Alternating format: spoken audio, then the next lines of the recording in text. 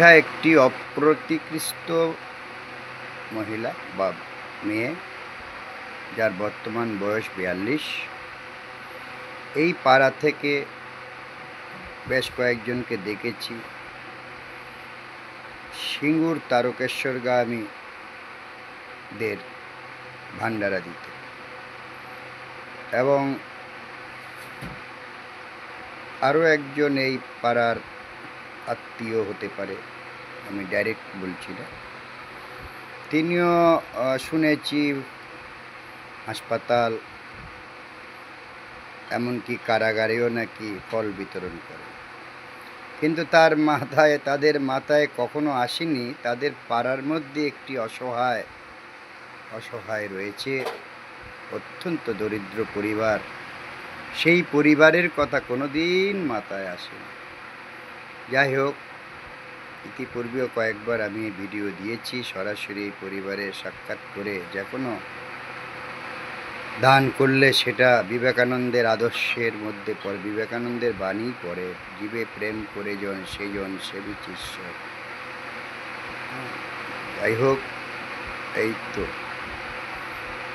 Banner লাগিয়ে দান করতে অনেককেই দেখা যায়, বাস্তবে আমরা যা করে থাকি বস্ত্রদান, যিনি দিচ্ছেন তিনি জানেন, যিনি গ্রহণ করছেন তিনি জানেন, তারপর আর কাউকে আমরা জানতে দিই না।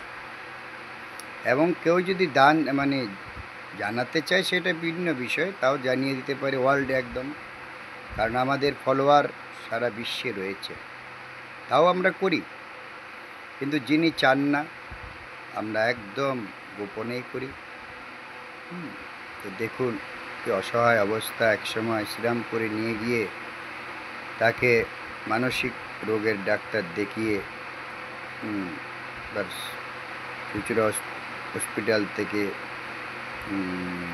প্রতিবন্ধী সার্টিফিকেট তথা তার মানবিক ভাতাটাও করে দিয়েছি, তার বাবারটাও করেছি, এবং পরবর্তীতে মায়েরটাও করে দিয়েছি লক্ষ্মীর ভাণ্ডার, তখন 500 ছিল। কিন্তু ব্যাপার হলো, এই পরিবারের জন্য ইহা সিন্ধুতে বিন্দু। এই পরিবার সাথে আপনারা সরাসরি, যদি তেমন কোনো ব্যক্তি থাকেন, সরাসরি দান করবেন, সরাসরি, যেখানে আমাদের উপস্থিতিও দরকার হবে না, শুধুমাত্র ঠিকানাটা বলে দেব। যদি ইচ্ছুক হন, প্রকৃত দান যারা করেন, ব্যানার ব্যতীত দান করেন, তাদেরকেই অনুরোধ করব এই পরিবারটির পাশে দাঁড়াতে। মাত্র 1.5 মাস আগে তার পিতাও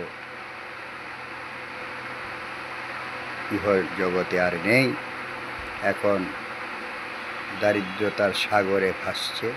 আমরা যতটুকু পারছি নিশ্চয়ই পাশে আছি। চিকিৎসা জনিত বিষয় আরও কয়েকজন আছে বলা বাহুল্য, কিন্তু তাহাতেও এই পরিবারে সিন্ধুতে বিন্দু। যাই হোক, সারাদিন একটি খাতা দিয়ে বসিয়ে রাখা হয়, হাঁটতে পারে না,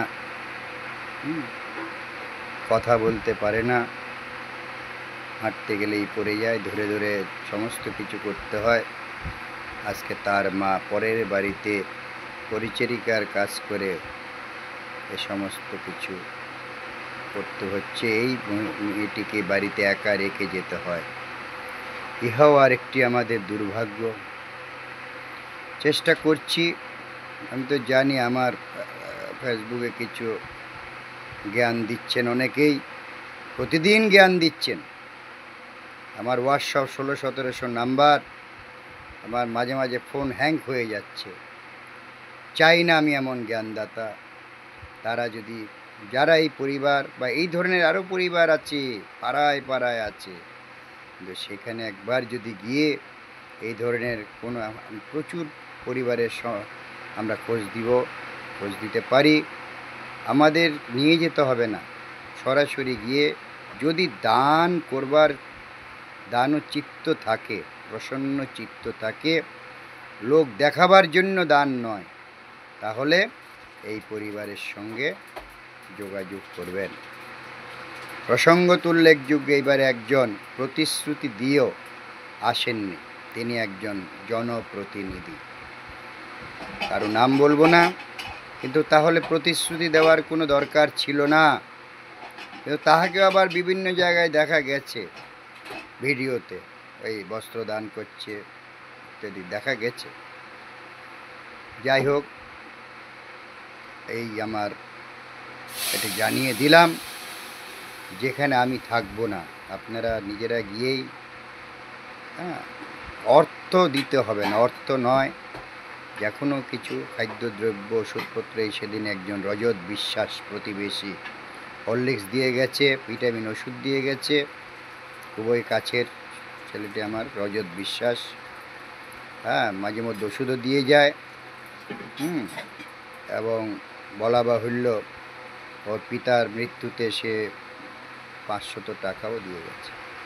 রজত বিশ্বাসের যদি ধর্ম বলে কিছু থাকে, পুণ্য বলে কিছু থাকে, আমি তার সুস্থ দীর্ঘ জয় মঙ্গল কামনা করি।